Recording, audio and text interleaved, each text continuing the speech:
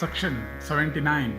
Vrihadaswa said after the festivities had commenced in the city that was full of joy and without anxiety of any kind, the king with a large force brought Damayanti from her father's home, and her father too, that slayer of hostile heroes, Bhima of terrible prowess and immeasurable soul, sent his daughter, having honored her duly, and upon the arrival of the princess of Vidarbha, accompanied by her son and daughter, King Nala began to pass his days in joy, like the chief of the celestials in the gardens of Nandana, and the king of undying fame, having regained his kingdom and become illustrious among monarchs of the highland of Jambu, began once more to rule it, and he duly performed numerous sacrifices with abundant gifts to Brahmanas.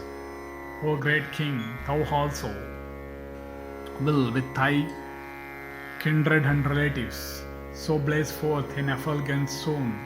For foremost of men, it was thus that subjugator of hostile cities, King Nala, had fallen into distress along with his wife.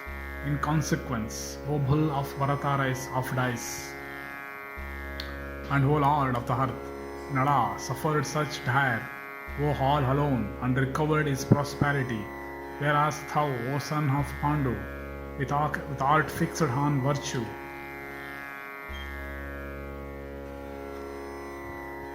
sporting in joy in this great forest, accompanied by thy brothers and Krishna, when thou art also, O monarch, mixing daily with blessed Brahmanas, versed in the Vedas and their branches, thou hast little cause for sorrow. This history, besides of the Naga, Karkotaka, of Damayanti, of Nala, and of that royal sage Rituparna, is destructive of evil, and O thou of unfading glory, this history, destructive of the influence of Kali, is capable, O king, of comforting persons like thee when they listen to it, and reflecting upon the uncertainty of success of human exertion. It behoveth thee not to joy or grieve at prosperity, at adversity. Having listened to this history, be comforted, O king, and yield not to grief. It behoveth thee not, O great king, to pine under calamity.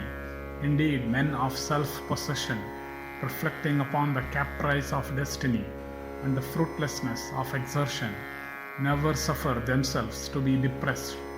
They that will repeatedly recite this noble history of Nala, and that will hear it recited, will never be touched by adversity. He that listened to this old and excellent history hath all his purposes crowned with success, and without doubt obtained fame, besides sons and grandsons and animals, a high position among men, and health and joy. And O king, the fear also that thou entertainest, which someone skilled in dice will summon me, I will for once dispel. O thou of invincible prowess, I know the science of dice in its entirety. I am gratified with thee. Take this lore, O son of Kunti, I will tell unto thee. Vaisampayana continued. King Yudhishthira then with a glad heart said unto Vrihadaswa, O illustrious one, I desire to learn the science of dice from thee. The Rishi then gave his dice lore unto the high-souled son of Pandu, and having given it unto him, that great ascetic went to the sacred waters of Ahayaya Sirsha for a bath. Aya Sirsha.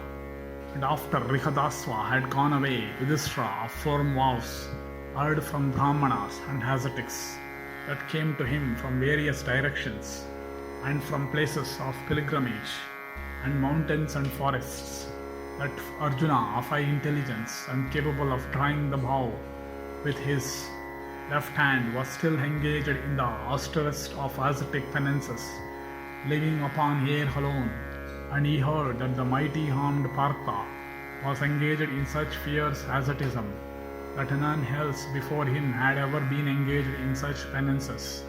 And Dhananjaya, the son of Pritha, engaged in ascetic austerities with regulated vows and fixed mind, and observing the vow of perfect silence, was he heard like the blazing god of justice himself in his embodied form.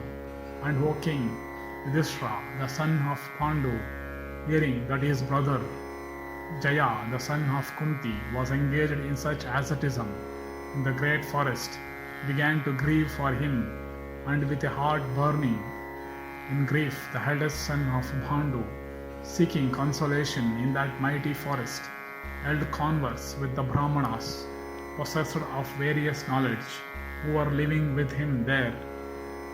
Thus endeth the 79th section in the Nalopakhyana Parva of the Vana Parva.